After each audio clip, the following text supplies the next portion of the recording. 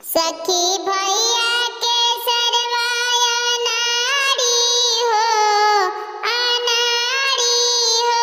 सखी पियले बगान जाताड़ी हो, सखी पियले बगान जाताड़ी हो।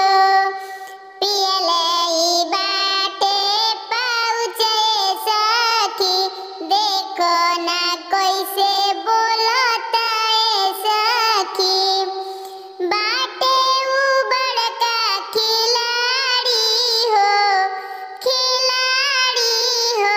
सखी पियले बगान जाताड़ी हो, सखी पियले बगान जाताड़ी हो।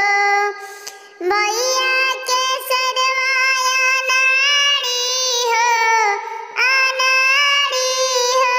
सखी पियले बगान जाताड़ी हो। बाटे ना समय एकरा कुछ ना बुझाता, बेडरूम समझ के हम